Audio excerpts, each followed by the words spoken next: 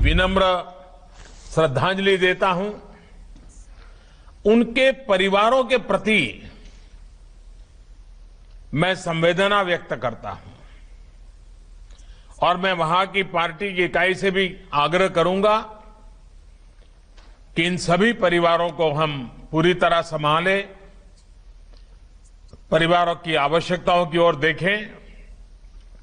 साथियों, जनसंघ और बीजेपी के जन्म का मूलतः उद्देश्य यही था कि हमारा देश सुखी और समृद्ध कैसे बने, और इसी मूल प्रेरणा के साथ, भारतीयता की प्रेरणा के साथ, सेवा भावना के साथ हम लोग राजनीति में आए। हम लोगों ने राजनीति में सत्ता को सेवा का माध्यम माना।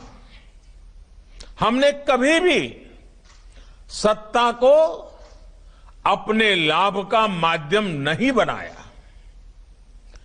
निस्वार्थ सेवा ही हमारा संकल्प रहा है, हमारे संस्कार रहे हैं।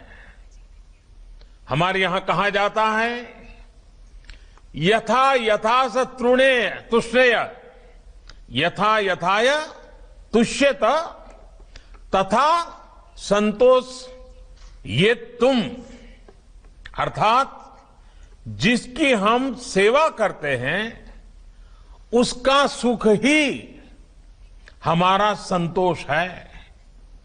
इसी भावना से गरीबों के प्रति, इसी समभाव और ममभाव से हमारे कार्यकर्ताओं ने इतने कठिन समय में सेवा ही संगठन का इतना बड़ा अभियान चलाया है।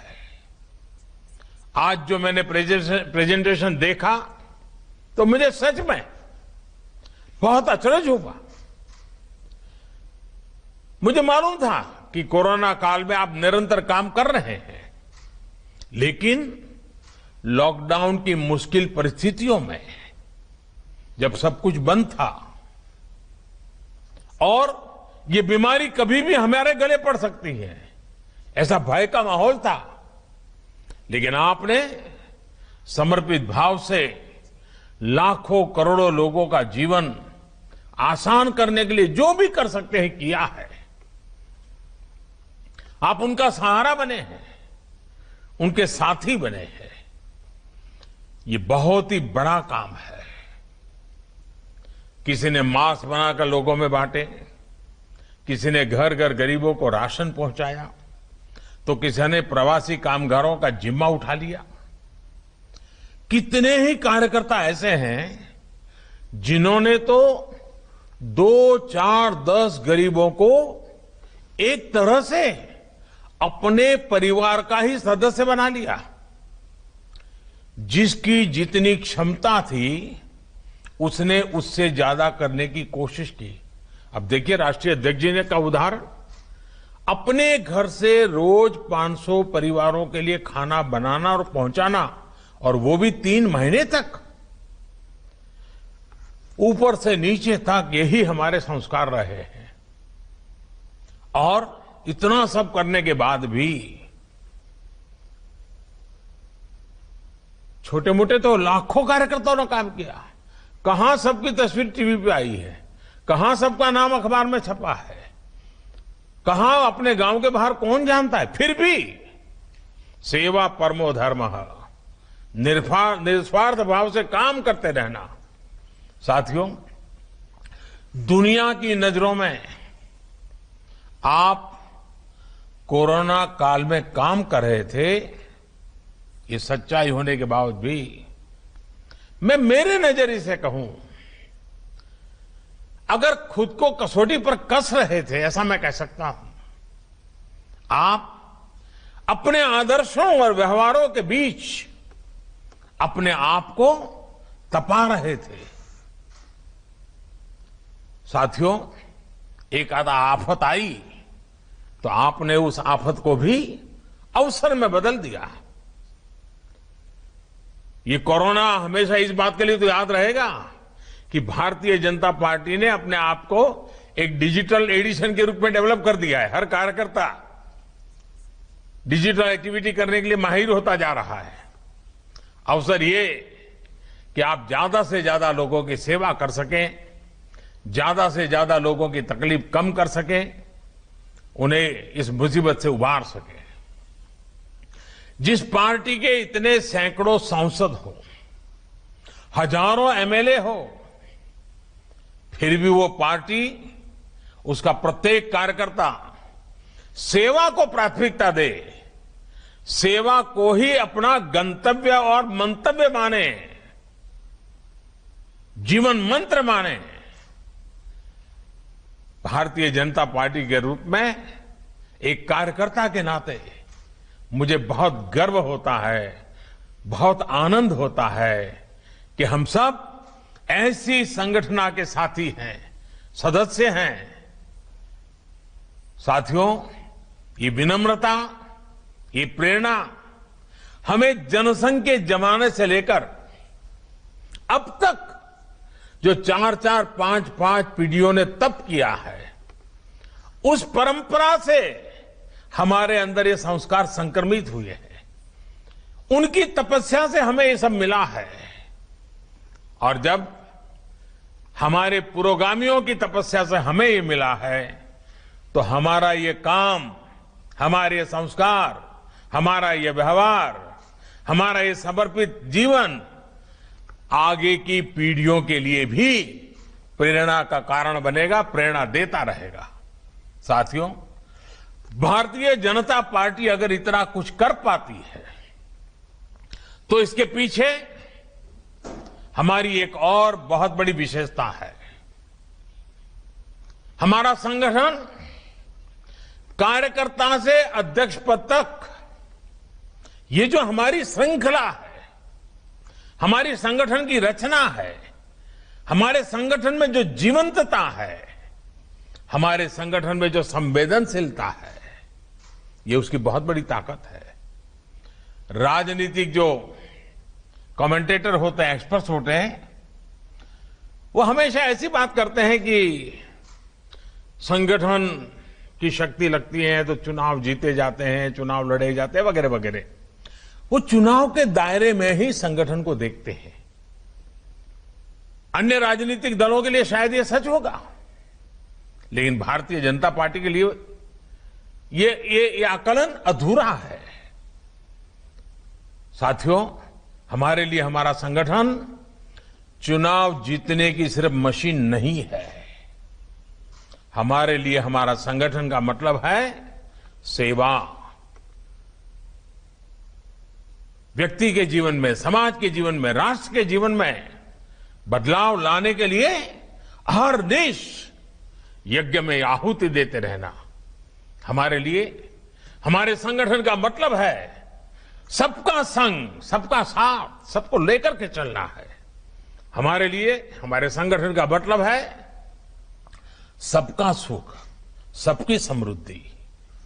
हमारा संगठन समाज हित के लिए काम करने वाला है, संघर्ष करने वाला है, समाज और देश के लिए खप जाने वाला है।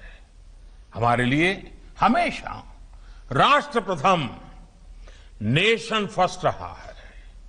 और साथियों, ऐसा नहीं है ये बात हमने कहीं भाषणों के माध्यम से या पार्टी के प्रस्ताव में लिख करके पास कराई और उसके कारण हुआ। जी नहीं, राष्ट्र हित के इस भाव को, राष्ट्र प्रथम के इस भाव को स्थापित करने में हमारी कई पीढ़ियां खप गई है। दीनदयाल उपाध्याय जी, श्यामा प्रसाद मुखर्जी, अनेक महापुरुष, सभी वरिष्ठ नेता, अनगिनत इनके संस्कारों ने, जी करके दिखाए हुए संस्कार की श्रृंखला ने हमें प्रेरित किया है। और इसी प्रेरणा से भारतीय जनता पार्टी ने वंचित हो, शोषित हो, दलित हो, पीड़ित हो, सभी को समाज के अन्य वर्गों की बराबरी में लाने का उन्हें सशक्त करने का निरंतर प्रयास किया है। आज इसी का परिणाम है कि भारतीय जनता पार्टी में, और हम गर्व से कह सकते हैं, हम कोई भेदभाव से नहीं देखते हैं, लेकिन दुनिया को समझाने के लिए कहना पड़ता है, हमें गर्व है कि आज देश में जो सांसद है उसमें से 52 दलित सांसद भारतीय जनता पार्टी के हैं। 43 सांसद 43 सांसद मेरे आदिवासी भाई हैं, बहनें हैं। पिछड़ा वर्ग की अगर बात करें तो भाजपा के 113 सांसद से भी ज्यादा पिछड़े वर्ग से आते हैं। साथियों, विधानसभाओं में करीब करीब 150 से ज्यादा आदिवासी एमएलए हैं बीजेपी के। यानी कि भारतीय जनता पार्टी हर वर्ग से जुड़ी है और समाज का हर वर्ग हमसे जुड़ा है। आपके परिश्रम से भाजपा का हर समाज से विश्वास का एक अटूट रिश्ता बना है।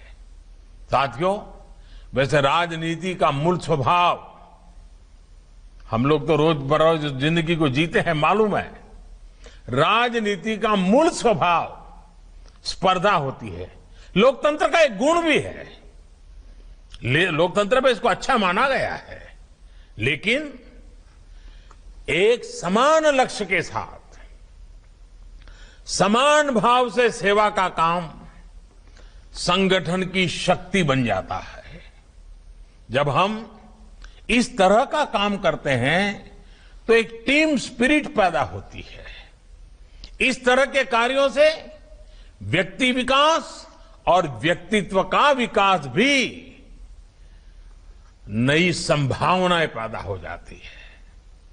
आपने खुद भी अनुभव किया होगा, इस तरह सेवा अभियानों से लोगों की मदद तो होती ही है, पार्टी कार्यकर्ताओं के तौर पर भी आप सबको भी समाज को जानने का, समाज को समझने का, नए तरीके से सोचने का, स्वयं का विकास करने का अवसर मिला होगा। ऐसे अभियान हमारे कार्यकर्ताओं के लिए एक तरह से प्रशिक्षण का काम करते हैं। हम एक कमरे में बैठ करके भाषण सुन के, चर्चा करके, संवाद करके, प्रश्न उत्तर करके प्रशिक्षण करते हैं। ये एक प्रकार से प्रैक्टिकल एक्सपीरियंस से हमारा प्रशिक्षण था। ये भी एक प्रकार से हमने आफत को अवसर में पलट करके कार्यकर्ताओं को प्रशिक्षण का काम सहज रूप से हो गया है।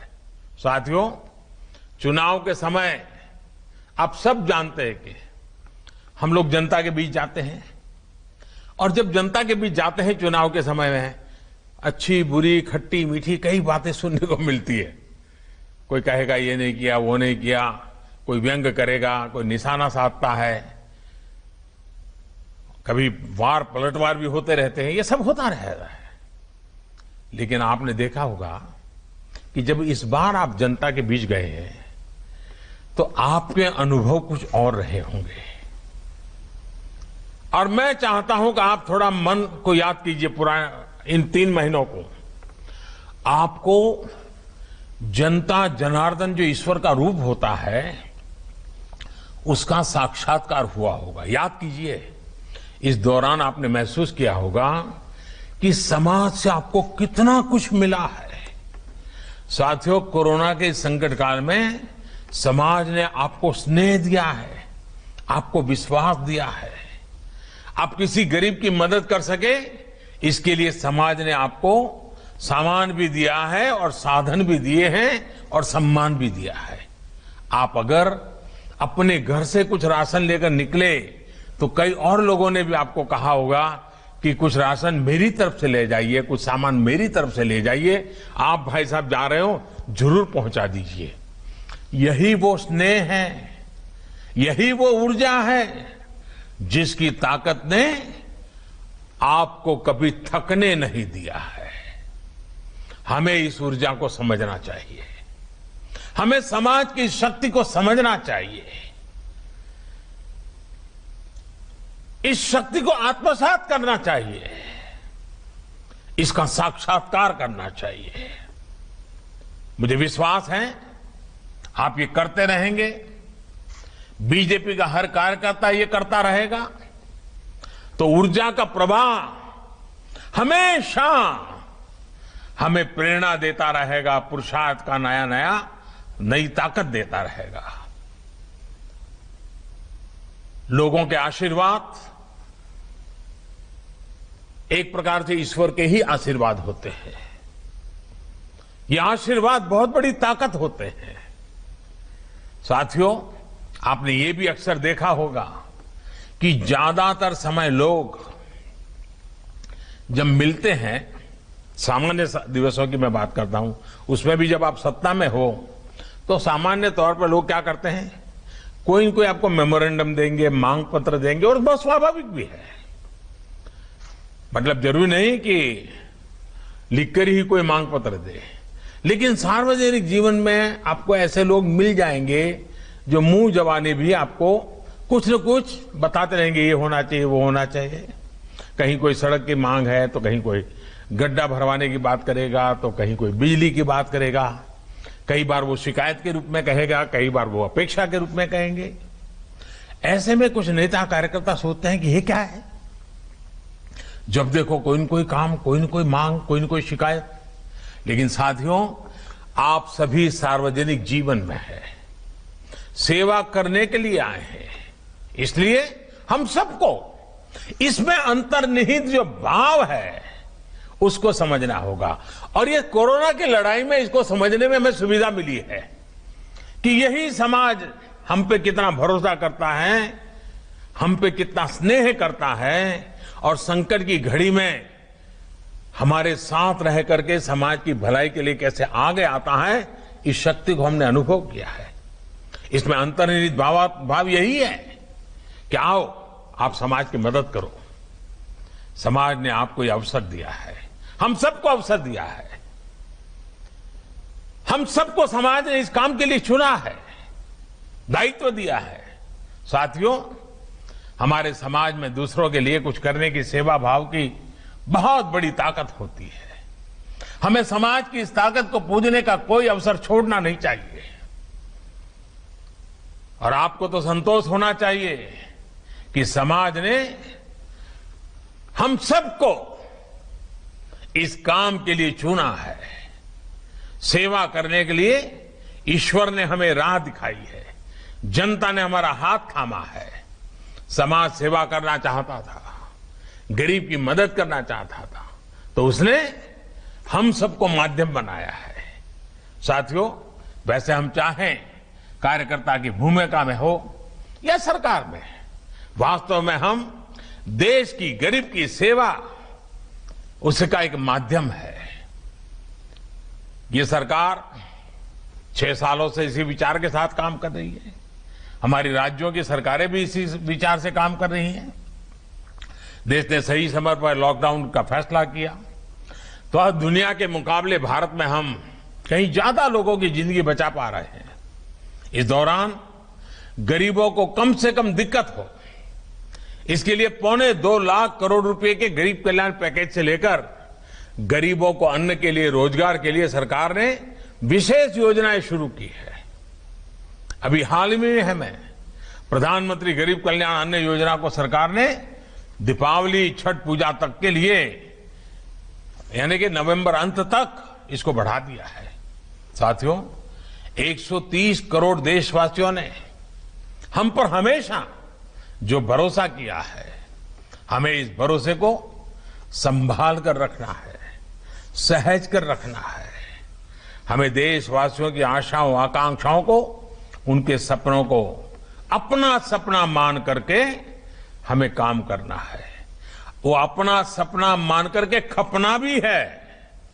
मैंने पहले भी कहा है और आज फिर दोहरा रहा हूं, भाजपा के प्रत्येक कार्यकर्ता को अपने साथ, मैंने ये इलाहाबाद में पार्टी की कार्यसमिति में शायद कहा था, हमारे साथ 700, मैंने ये कहा था उस दिन, हमारे साथ 700, 7S, इसकी शक्ति लेकर आगे बढ़ना चाहिए। और आज जब मैं वृत्त देख रहा था तो मुझे सातों बातें बराबर आनंद आ रहा था। वाह, ये कैसा मेलजोल हो गया है। देखिए वो 7 बातें क्या कही थी मैंने जब हम लोग इलाहाबाद में वर्किंग कमेटी में मिले थे। तब मैंने कहा था, पहला सेवा भाव, दूसरा संतुलन, तीसरा संयम, चौथा समन्वय, पांचवा सकारात्मकता, छठा सद्भावना और सातवां संवाद। बीजेपी के हर कार्यकर्ता के आचरण और नीति में इन दिनों इस कोरोना की लड़ाई में भरपूर रूप से इसका प्रभाव दिखाई दिया है और हर भारतीय भाजपा के कार्यकर्ता के लिए ये गर्व का विषय है। साथियों, कोरोना के इस काल में हमारा ये महायज्ञ, ये हमारा सेवा यज्ञ रुकना नहीं चाहिए और महामारी के खिलाफ हमारी लड़ाई भी कमजोर नहीं पड़नी चाहिए। अभी त्योहारों का सीजन शुरू हो रहा है, लेकिन कोरोना का खतरा अभी भी उतना ही है। इसके लिए खुद भी सावधानी बरतनी है और दूसरों को भी जागरूक करते रहना है। साथियों, आज आपके पास से जो कुछ भी सुनने को मिला उसने मुझे भी एक नई ऊर्जा दी है, काम करने के संकल्प को और मजबूत किया है। मैं फिर एक बार आप सबको बहुत बहुत शुभकामनाएं देता हूं।